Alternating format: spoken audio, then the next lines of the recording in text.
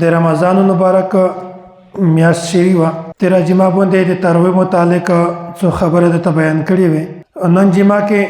څو متفارق مسایل د روژې متعلق چې په کوم شیانو سره روژه نه ماتېږي او هغه شیانو چې د هغې په خوراک یا د هغې په استعمالول سره روژه ماتېږي او د هغې صرف قضایي لازمیږي، او هغه مسایل هغه صورتونه چې د یوه شي په خوراک سره یا په استعمالول سره روژه هم ماتېږي او د دغې روژې کفاره هم ضروري ده. رمضان مبارک روژه دا په هر عاقل بالغ مسلمان سړي باندې ضروري ده. درې شرایط دي. مسلمان وي، که چیرې کافر سړی وي په دغه باندې روژه نشته. بالغ وي، که چیرې نابالغه ژڼکی وي یا جلکی وي په دغه باندې روژه نشته. روژه پې فرض نه ده. البته د عادت جوړولو دپاره نابالغه ژڼکی هم روژه نیولی شي. او درېم نمبر باندې چې مجنون وي، پاگل وي په دغه باندې روژه نشته. چې دا سړی د جنون نه صحیح سلامت وي یا په یک سړي باندې روژه فرض ده. روژه د رمضان مبارک میاشت کې چې کومه روژه ده دا هم په سړي باندې فرض ده. د دغې روژې قضایي دا هم په انسان باندې فرض ده چې کله د انسان نه د رمضان مبارک میاشت کې روژې پوته شي، یوه وي، دوې وي، درې وي، بیا د دغې قضایي هم په انسان باندې فرض ده. درېم نمبر باندې نظر دی. نظر مطلب دا دی چې یو سړی دا نظر ومني که چیرې د مو دا چار وشوله زه سبو یوه روژه نیسم، که چیرې د مو چار وشوله زه 5 روژې نیسم، که چیرې د مو چار وشوله زه 10 روژې نیسم. دا 5 روژې، 10 روژې، یوه روژه دا ته وایي نظر. نو دا نظر هم فرض دی. دغې پوره کول هم ضروري دي. نو دغه د رمضان مبارک په میاشت کې روژه، دغې قضایي او نظر دا 3 قسمه روژې داسې دي چې د دغې نیول فرض دي. په هیڅ صورت کې د دغې پوته کول نشته. روژه بیا یې شته ګایز صبح صادق نه مخه صبح صادق نه ونڅه د غروب آفتاب پوره د روژې د نیت سره د 3 شیانو نه منع کول ضروري دي. چې نیت ته وي او د 3 شیانو نه ځون بچ کړي: د خوراک نه، د څښاک نه، د جما نه. کوم شی چې به طور د خوراک ته پوره استعمالیږي هغه ونه خورئ، چې کوم شی د څښاک ته پوره استعمالیږي هغه ونه څښئ، او د خپلې ښځې سره او جما نه کړي. او څلورم شی دا دی چې نیت ته د روژې وي، نو دا ته روژه وي. که چیرې یو سړی داسې وي چې هغه ګایز نه ویګا پره هېڅ اشتیا زړه نه شي، بیمور وي، په کاټ باندې پروت وي، ګایز نه ونڅه ویګا پره په هېڅ شي باندې څکه نه وکړو، نه په ګولۍ باندې، نه په دوایي باندې، نه په خوراک، نه څښاک، او د ده نیت د روژې نه وي، نو د داسې سړي روژه نه شي. نیت کې ضروري دی. ځکه چې یو سړی د خوراک نه هځون منع کو، د څښاک نه هځون منع کو، جما نه هځون منع کو، نیت د روژې نه وي، د داسې سړي روژه کله هم نه شي. نو نیت دا پکې ضروري ده. انشاءالله مخکې درته بیانوم چې نیت په کومه طریقه باندې کړي. د نیت کړلو دپاره په ژبه سره الفاظ ویلل ضروري نه دي. البته په عربي کې الفاظ ته وبصوم غد نویت من رمضان قسمه قسمه الفاظ دي، پښتو کې هم ویلی شي. خو که چیرې یو سړی یا یوه ښځه د دغې روژې نیت په ژبه سره نه وکړو، صرف د روژې طرف ته، د نیت طرف ته د یک دهان لوړ شي چې زه خپل شامي ترچک شوی یم، زه خوراک کا پرشمای کا تشي دپاره سوچ دا وي چې زه روژه نیسم، بس دا هم د دغه نیت دپاره کافي دی. البته که چیرې په دغه ناپوسه درجه په ژبه سره نیت وکړې دا ډېره بهتره خبره ده. خو که چیرې په ژبه سره نیت نه وکړه، پښتو کې یا په بله ژبه کې یا په وزیرۍ کې یا په اردو کې، نو بیا د هم روژه شي. نیت په ژبه سره هم کړلی شي بغیر بې ژبې. که صرف د دهان یک طرف ته لوړ شه، په زړه کې د خیال روغی، بس دغه نیت هم کافي دی. هغه شیونه چې د هغې په خوراک سره، د هغې په استعمالول سره روژه نه ماتېږي. اول دا شیونه ذکر کړي. اول شی دا دی که یو سړی په ویره سره خوراک وکړو، یا په ویره سره څښاک وکړو، یا په ویره سره د خپلې ښځې سره جما وکړو، نو دا که یو وره وکړو، که 10 وره وکړو، که 15 وره وکړو، په ویره سره وي، د داسې سړي روژه کله هم نه ماتېږي. دا ته وایي په ویره سره. نو په ویره سره که یو داسې چار د سړي نه وشي، بیا انسان د خطا نه معاف دی. هر انسان غلطی شي، خطایی شي، نو خطا او نسیان په دا باندې الله تعالی د انسان معافي کو په دا باندې احکامات نه لاګو کیږي که یو سړی د روژې په میاشت کې خوراک کو یا څښو کو بل سړی وویني چې دا خو روژې میاشت هدو دا سړی په خوراک لګیا دی یا په څښو کې لګیا دی بیا په میاشت کې دا مشوره ده چې فوراً په دا باندې خاموشي اختیار کو ولې یا چې دا د خدای پاک ولما دی پرېږده چې خوراک وکړو پرېږده چې څښوک وکړو په دا کې لږ تفصیل دی تفصیل دا دی چې کوم سړی خوراک کو یا څښوک کو کسې وی چې دغه سړي جسامت څرنګه دی دا سړی د جسم نه مضبوط دی کمزوری دی طاقتور دی بیمور دی څرنګه دی که چیرې د سوچ دا و چې دا سړی د ویګا پاره روژه رسولی شي هیڅ مسله نه ورته جوړیږي بیا و دا سړي ته روژه ور په زړه کوي او که دا بیمور وي یا دا را کمزوری وي چې یو قدم وخلي دا نسکاریږي په پوهېږي چې دا سړی خو که ویګا پاره دا خوراک یا څښوک نه وکړه بهوشۍ خطره دو د مرګ خطره دو بیمارۍ خطره دو نو داسې صورت کې بیا په چار دو چې یو سړي ته روژه نه کوي ور په زړه نو دا دوه صورتونه دي مطلقاً دا نه دی چې یو سړی دا وایي چې پرېږده خوراک ته کو څښوک ته کو دا د الله ولما دی نو په دا کې د یو تفصیل دی درېمه مسله که د روژې په میاشت کې چا داسې یو خوږه وخوړه یا پان وخوړه چې د یغه ذایقه د یغ رنګ د انسان په خوله کې وي داسې خوږه وخوړه پر شامي په وخت کې پانه باندې خوله ووینځله غرغړه یې وکړله خو چې کله اذان وکړه په اذان نه بعد د یخ سیرولی د یخ شینولی د ده په خوله کې و نو صرف په رنګ باندې روژه نه ماتېږي هغه رنګ دی که تېره هکه په دا باندې روژه نه ماتېږي خو البته غراره د خولې صفایي ده ضروري ده ځکه چې پان یو داسې شی دی چې انسان د خولې نه 24 ګنټې سیرولی راولي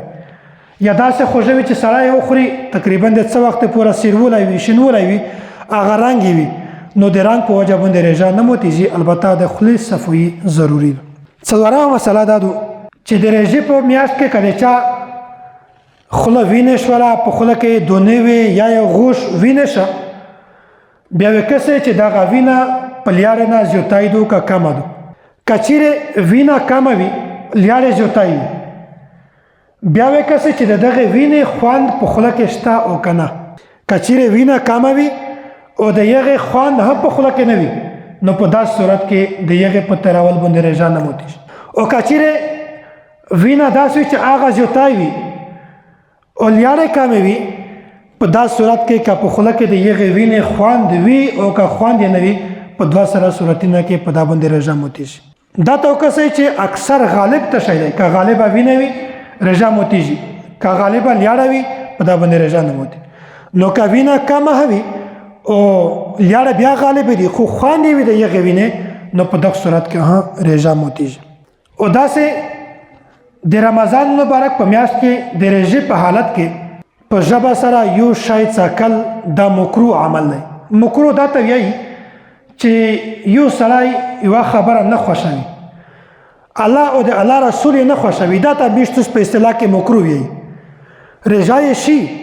خو ثواب یې پرې کمیږي پسندیده شی نه دی مکروه شی دی که یو سړی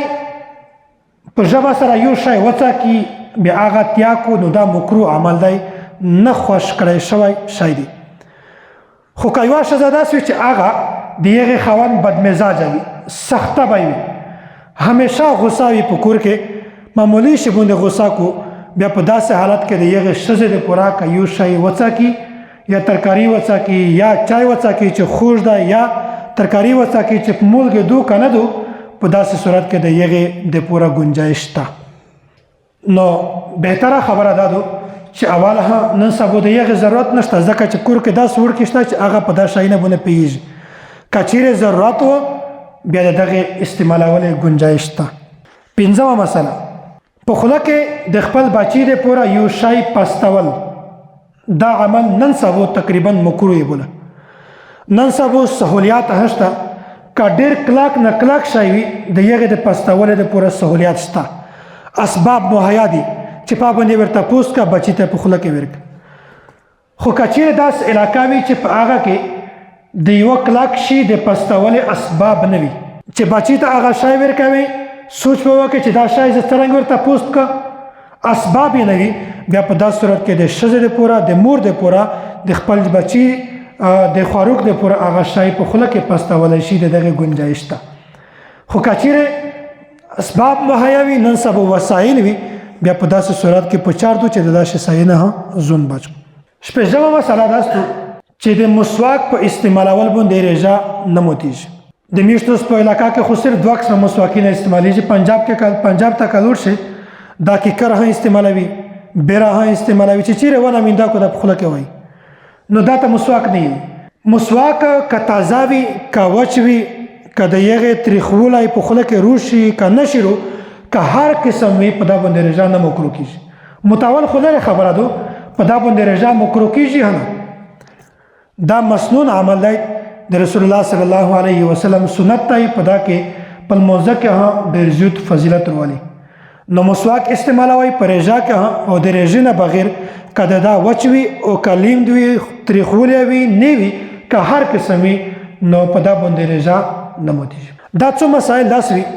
چې د یغې په استعمالول باندې رژه نه ماتېږي. څو مسالې داسې دي چې د یغې په استعمالول باندې رژه ماتېږي، خو صرف د رژې قضایي دو کفاره نشته. یوه سړی په زبردستي سره په زور باندې د رژه دورې په خوله کې یو شی ور وچوو چې هغه شی د خوراک ته پوره و یا د څښاک ته پوره و،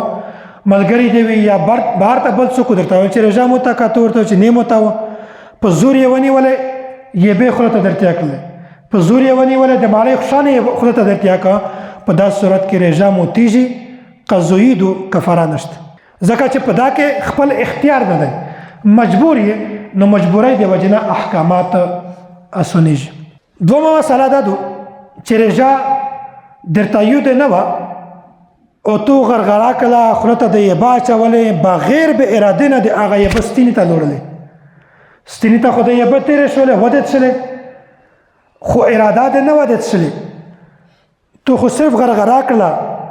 رژه دې هم په زړه وه، خو د یبې څښلې اراده دې نه وه، په داسې صورت کې رژه ماتېږي، د رژې قضایي دو یوه رژه دو کفاره نشته. درېمه مسله، د رژې په حالت کې چاته الټۍ روغلی، دو کسه چې دا هغه الټۍ انسان ته په خپله راغلی دي، بیمارۍ د وجې نه یا د سفر د وجې نه، یا دغه انسان قصدن الټۍ ځون ته راوستلی دي. که چیرې د بیمارۍ د وجې نه وي، یا د طبیعت د خرابۍ د یغې د وجې نه وي، یا د سفر د وجې نه الټۍ درته روغللې، په دا کې د تو اختیار نه وي، نو دا که په ډاکه خوله وي او که په تشه خوله وي، په دوه سره صورتونه باندې په دا رژه نه ماتېږي. په میش کې دا مشهوره ده چې څوک هم الټۍ وکړو، که بیمارۍ د وجې نه وي، که د هر شي د وجې نه وي، بیا کسې چې په ډاکه خوله دي که په تشه خوله، چې د بیمارۍ د وجې نه الټۍ وي، که ډاکه خوله وي، که درمیانه وي، که تشه وي، په هیڅ صورت کې رژه نه ماتېږي. دومه که چیرې دغه الټۍ دغه انسان قصدن خوله ته یې ګوته څیړه کړله، یا بل دا شی یې وخوړه چې د هغې په وجه باندې انسان ته الټۍ ځي، په دا کې د ده خپل د عمل کوشش وه، دخل یې وه، بیا په دا صورت کې وی کسې چې هغه په ډاکه خوله دي که په تشه. که چیرې د الټۍ د خپل ځون ته راوستلې وې، په ډاکه خوله باندې په دا باندې رژه ماتېږي، او که په تشه خوله باندې وه، په دا باندې رژه نه ماتېږي. د الټۍ متعلق درېمه مسله، که چاته الټۍ روغلې، الټۍ راتللې نه بعد هغه الټۍ د حلق ته تېرې کړلې، ستینې ته تېره کړه. بعضې خلک داسې چې هغه الټۍ کو په غلطي سره اغاز نه تېره شي، یا بز نه تېره شي، یا تریخولی نه تېر شي، حلق ته ورسي، معده ته ورسېږي، او هغه که قصدن نه وه، نو خپله هغه الټۍ د دغه انسان نس ته تېره شوه، په دا باندې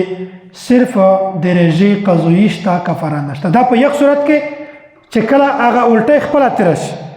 خپله تېره شي، بیا خو د یغې رژه نه ماتېږي. او که چیرې یو کس داسې و چې هغه الټۍ وکړو، نو الټۍ بهر ته راوباسي، بیا یې قصدن خوله ته تېره کړو،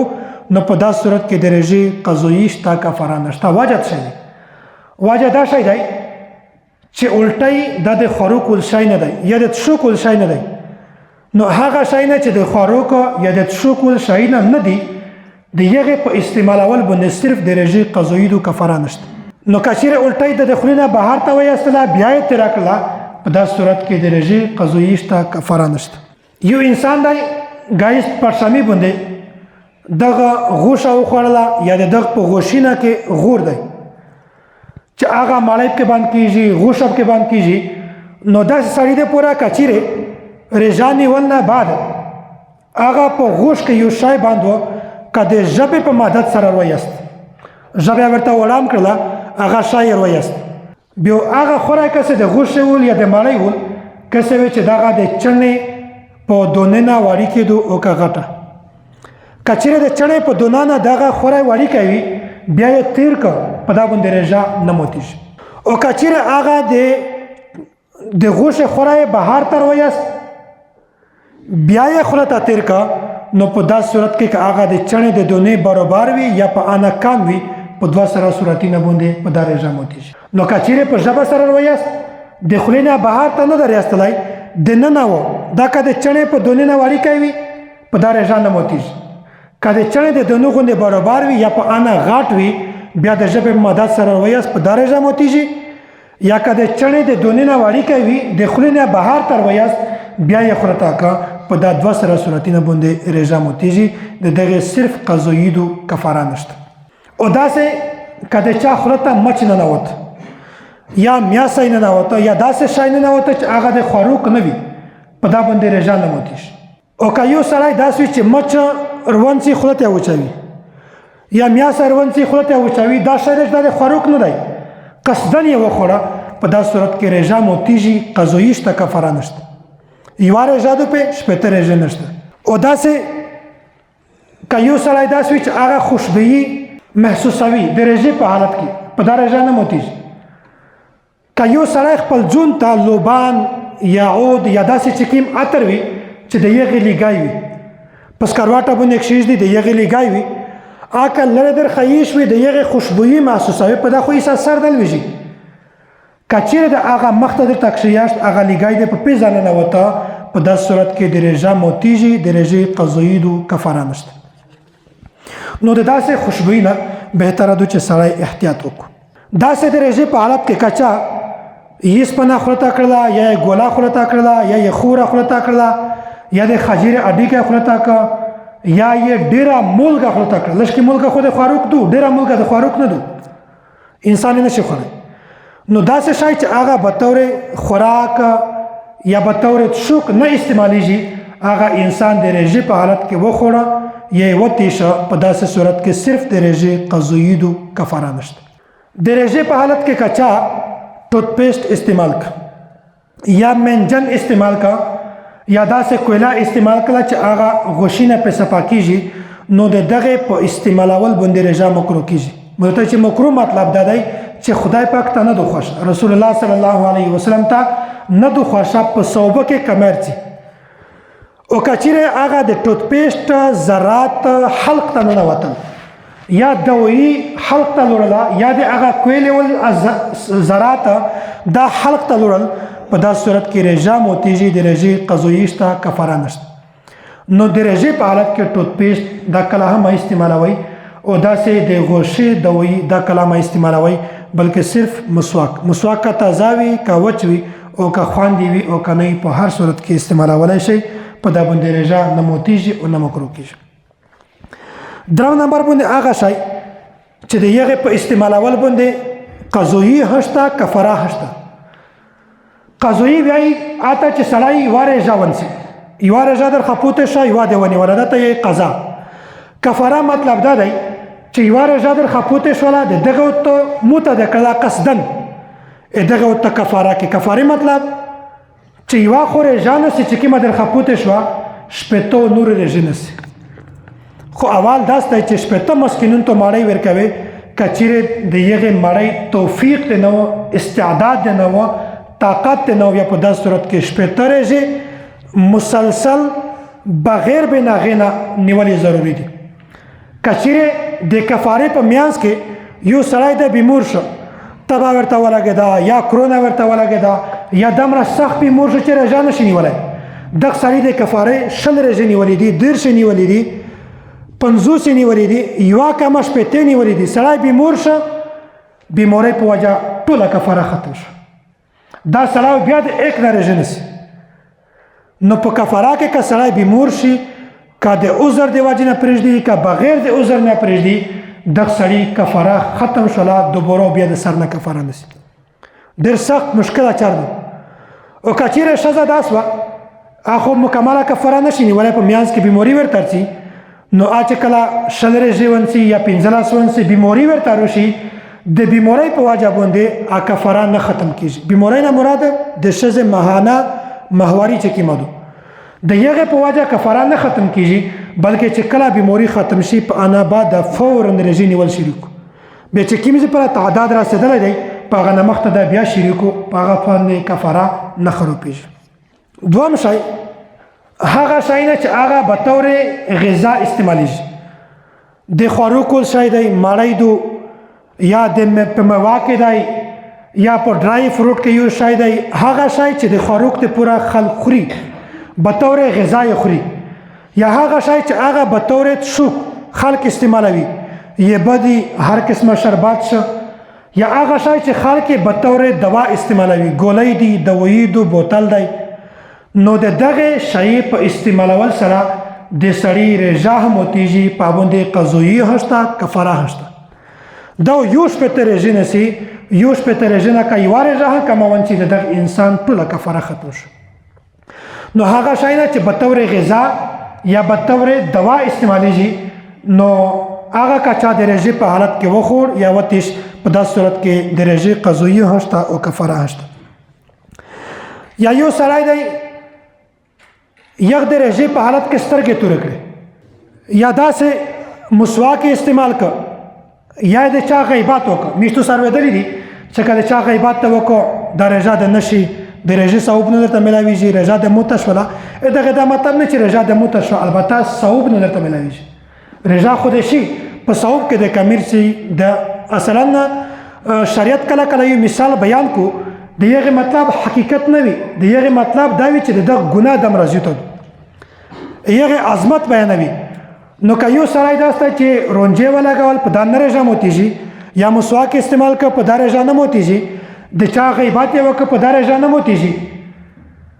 بیا وروسته سوچ وکړه چې مو خو رونجه استعمال کړل مو مسواک استعمال که یا مو د چا غیبات وکړه د مو خو رژه موته شوه سوچ یې وکړه سوچ نه بعد یې قصدن خوراک وکړه قصدن یې څوک وکړه په داسې صورت کې د رژې قضایي هشته د رژې کفاره هشته نو احتیاط کوي هر انسان د په دا شی نه کې ډېر زیات احتیاط یوه ښځه دو دغې دا سوچ وکړه چې موته خو نن ماهواري شروع کېږي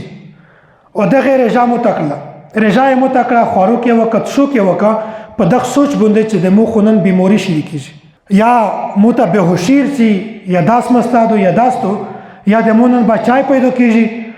بیا په هغه عرض باندې دې ته بیماري شروع نه شوه یا په ناس باندې بچای پیدا نه شه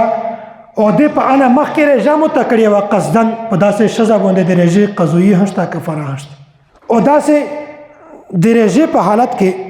که چا سنګرټ وڅکو په دا باندې رژه موتیږي که د رژې په حالت کې چا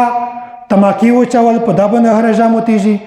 که د رژې په حالت کې چا چیلم وڅکو په دا باندې رژه موتیږي نو دا هغه شی نه دي چې د هغې په استعمالول باندې د رژې قضایي هشته او د رژې کفاره هشته نن تقریبا مو شپېته څو مسایل داسې درته بیان کړل چې بعض مسایل هغه دي چې د هغې په استعمالول سره رژه نه موتیږي بعض هغه شی نه دي چې د هغې په استعمالول سره رژه موتیږي صرف قضایي دو کفاره نشته بعض هغه شی نه دي چې د هغې په استعمالول سره رژه هم موتیږي د هغې قضایي هشته او د هغې کفاره هشته نو کومه حدیث چې موږ ته بیان کړ چې نبی علیه الصلاة والسلام فرمایي چې دغه میاشتې اول 10 ورځې د رحمت دي دغه رحمت نه څه مراد دی د انسان په وجود کې سترګې دي دماغ دي لوسونه دي پښې دي چې کوم مقام الله تعالی دماغ ته ورکړی دی هغه مقام الله تعالی سترګې ته نه ورکړی کوم مقام الله تعالی سترګې ته ورکړی دی هغه لوس ته نه ورکړی کوم مقام الله تعالی پښې ته لوس ته ورکړی دی هغه پښې ته نه ورکړی د انسان یو جسم دی په جسم کې دننه فرق دی بل مثال درته بیانوم د کول 12 میاشتې دي 12 میاشتې یو شی نه دي په دا کې په هره میاشت په بله میاشت کې فرق دی لکه څرنګه چې رمضان مبارک میاشتې ته الله تعالی په نورې میاشتې باندې فضیلت ورکړی دی داسې الله تعالی د انسان په جسم کې په عقل ته دا په سترګې نه زیات فضیلت ورکړی دی سترګې ته په لوسینه نه زیات فضیلت ورکړی دی، لوسینه ته په پښې نه زیات فضیلت ورکړی دی. نو فرمایي چې اول لاس ریزې د رحمت دی، په میانځ کې د مغفرت کې، په آخرت کې د جهنم نه د ازادۍ دی. مطلب یې څه دی؟ د انسان یوه قسمه جوړه ده، په دا باندې که چیرې ګرد ولګېده ټاک یې وایه صفا شي، که چیرې خټه په ولګېدله په ګرمه یې په باندې صفا که صفا کېږي، د صوبې نه ضرورت نشته. او که چیرې د کپړه خیره نه شوله د دغه دپاره د صوبې نه ضرورت شته. نو داسې فرمایي چې کوم انسان ګناه معمولي وي په دا باندې چې کله دغه میاشت درځي، نبی علیه صلات وسلام فرمایي چې اوله رحمه، الله تعالی دغه انسان په خپل رحمت کې راولي. څه مطلب؟ د دغه انسان مغفرت وشي. او که د انسان ګناهي نه دومره زیات وي لکه د انسان په کپړې باندې خټه، بیا فرمایي چې دغه د پوره اول لاس ریزې کافي نه دي، په دا نور لاس ریزې کې د محنت وکړو. او که د انسان ګناهي نه دومره زیات وي لکه خیرن جمعې چې د یو د پوره ټاکواله ګرمې یې به دا کافي نه دي، صوبین ضروري دی، سوډا ضروري دو. فرمایي چې داس انسان چې د یو ګناهي نه زیاتوي وي په اول لاس په باندې دغه ګزاره نشي، په آخري کې هم محنت کوي. نو دا رمضان مبارک میاشت دغه مثال د روډ دی. میاشت اوس که چیرې یو داسې ټکه دور وشي چې یخ ته روډ په ټکا باندې ورکړي، بیا یخ ته وایي چې کسه آخري انچا دی چې جوړه کړې نه وي پیسې د نشته، نو څو پره چې آخر ته رسولی دی پیسې نه ورکوئ. د الله تعالی قانون داسې نه دی. الله فرمایي چې اول لاس دی که عبادت نه وکړه پر ونشته. فرمایي چې دا رمضان مبارک میاشت دا یو روډ دی، که اول لاس دی که د نه که جوړ بیا هم تو ته ټیکټ درکوه، که په دا میانځ کې د نه که جوړ بیا ټیکټ درکوه، که په د آخر کې د جوړ که تو ته زه بیا ټیکټ درکوه. نو د الله قانون یو دی او د خلق قانون یو دی. الله تعالی د میاشتو ټول ته په دا باندې عمل کړو توفیق نصیب کو. واخر دعوانا ان الحمد لله رب العالمین.